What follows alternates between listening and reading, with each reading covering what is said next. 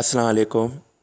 आज हम लोग डिस्कस करने वाले हैं एफएमडी के बारे में। मुंहखोर एफएमडी या मुंहखोर, इसके वायरस के बारे में अगर हम लोग बात करें तो इसका जो वायरस होता है वो आरएनए वायरस होता है, यानी कि सिंगल स्ट्रैंडेड होता है।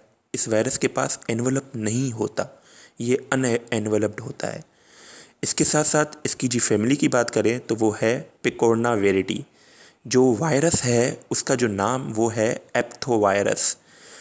इसकी सीरोटाइप्स की अगर हम लोग बात करें तो 7 सीरोटाइप्स हैं मुंहखोर के वायरस की, जिसके नाम ए, ओ, सी, एशिया 1, साउथ अफ्रीका टेरिटरी 1 यानी कि सेट 1, सेट 2, सेट 3, ये 7 इसकी सीरोटाइप्स हैं। जो ओ सीरोटाइप है ये साउथ एशिया के अंदर मोस्टली पाई जाती है, कैटल के अंदर। इसके साथ साथ जो बहुत ही ज़्यादा डेंजरस वाली बात वो ये है कि ख़तरनाक बात जिसको हम लोग कहें वो ये कि इसमें क्रॉस प्रोटेक्शन नहीं होती। अगर हम लोग एक सीरोटाइप की वैक्सीनेशन करते हैं तो वो दूसरे सीरोटाइप अगर आ जाए हार्ट के अंदर तो उसके लिए वो फिजिबल नहीं होती, उसके ऊपर वो इफ़ेक्ट नहीं करेगी, प्रिवेंशन शो नहीं करेगी। यानी कि हर एक सीरोटाइप के लिए अलग अलग वैक्सीनेशन देनी पड़ती है। इकोनॉमिकल लॉस की अगर हम लोग बात करें, इकोनॉमिकल इम्पोर्टेंस क्या है अगर एफएमडी की कोई पूछे तो उसमें डायरेक्ट ये है कि डायरेक्ट लॉस हमें होता है प्रोडक्शन का। अगर डेयरी हमारा फार्म है तो प्रोडक्शन हमारी ख़त्म हो जाएगी या कम हो जाएगी।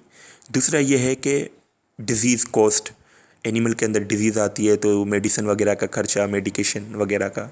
इसके साथ साथ फर्टिलिटी, अगर यंग काफ्स वगैरह है तो उसमें मोर्टेलिटी वगैरह भी हो सकती है। इनडायरेक्ट में ये होता है कि एक पब्लिक ओपिनियन बन जाता है फेयर वगैरह का, दूध वगैरह नहीं बिकेगा, या उसके अलावा ट्रांसपोर्ट और मार्केटिंग वगैरह में मसले मसाइल होते हैं।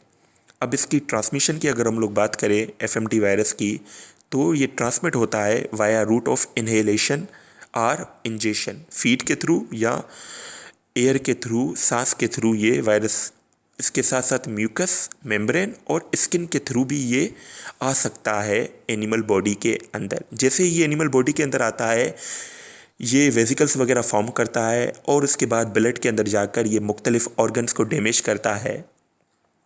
अगर होस्ट की हम लोग बात करें तो कैटल, बफेलो, शीप और गोट और पिग, ये मोस्टली इसके फेवरेट होस्ट हैं। इसके साथ साथ 17 मुख्तलिफ स्पीशीज़ हैं वाइल्ड एनिमल्स की जिसके अंदर ये पाया जाता है। यहाँ पर एक बात याद करने की ये है कि ये हॉर्स के अंदर एफएमडी नहीं होता। I repeat, horse equine family है, हॉर्स, डोंकी, म्यूल, इनके अंदर एफएमडी की डिजीज़ नहीं होती। क्लिनिकल साइंस की अगर हम लोग बात करें तो पिग्स के अंदर ये एम्पलीफाई करता है, यानी कि अपने नंबर्स को बढ़ाता है 28 डेज तक। इसके साथ साथ अगर हम लोग हॉर्स, शीप और गोट की बात करें तो गोट के अंदर ये मैक्सिमम 4 महीने तक रहता है, पर खाली मेंटेन रहता है, यानी कि इसकी नंबर्स नहीं बढ़ेंगे। अगर गोट के अंदर आ जाता है तो ये मल्टीप्लाई नहीं करेगा, बस अपने आप को मेंटेन करके बैठेगा, सस्टेन करके, यानी कैरियर बन के बैठेगा। और शीप के अंदर ये 12 महीने तक शीप इसको कैरी कर सकती है, पर शीप के अंदर भी ये अपने आप को मल्टीप्लाई नहीं करता। Whereas cattle has adverse effect, जहाँ पर ये अपने आप को मल्टीप्लाई भी करता है और क्लिनिकल साइंस भी शो कराता है उस एनिमल के अंदर। इंक्यूबेशन इसका पीरियड 1 से 14 दिन होता है। 14 डेज तक कैटल के अंदर इसके साइंस नज़र आना स्टार्ट हो जाते हैं। मेजर जो साइंस होते हैं वो ओरल कैविटी के अंदर टंग है, डेंटल पेड है, गम्स है, इसके साथ साथ सॉफ्ट पेलेट है। इसके साथ साथ कैटल के अंदर जो डिजिटल क्लोव्स होते हैं फुट के अंदर, वहाँ पर ये वेजिकल्स बनाता है। शीप की जो कैटल के अंदर जो मसल्स होती हैं उसके अंदर भी ये वेजिकल्स वगैरह शो करता है। लेमनेस शो होती है, क्योंकि वेजिकल्स की वजह से पेन होता है खुर के अंदर, जिसकी वजह से जानवर को चलने फिरने में मुश्किलात होती है। फीड वगैरह इंटेक नहीं कर पाता, क्योंकि अगर वो फीड वगैरह इंटेक करता है तो उसको टेस्ट वगैरह नहीं आता, उसको दर्द होता है खाने के अंदर।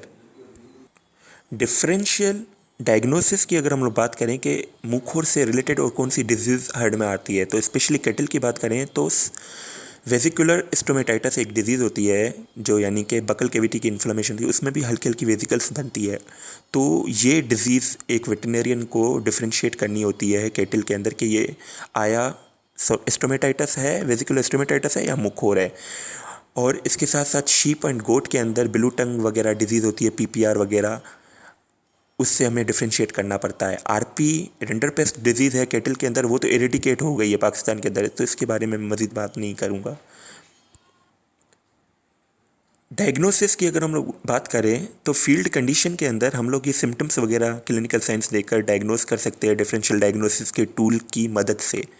पर सबसे बेहतरीन डायग्नोसिस है लेबोरेटरी डायग्नोसिस। हमें सैंपल्स को आइसोलेट करना होता है, अगर एनिमल डेड हो चुका है वहाँ से ऑर्गन्स वगैरह का, या जो सीक्रीशंस वगैरह एक्सक्रीशंस वगैरह रिलेटेड होती है, जैसे कि ये सलाइवेशन वगैरह होती है, नेज़ल डिस्चार्ज वगैरह होता है, तो उसके सैंपल वगैरह हम लोग लेबोरेटरी में ले जाकर उसको वायरल आइसोलेशन टेस्ट आती है, पीसीआर, एलाइजा वगैरह, उसमें हम लोग उसको डिटेक्ट, कॉम्प्लीमेंट्री फिक्सेशन टेस्ट वगैरह होती है, उसमें हम लोग वायरस को आइसोलेट कर सकते हैं, तो हमें कंफर्म हो सकता है कि ये एफएमडी वायरस है या समथिंग एल्स।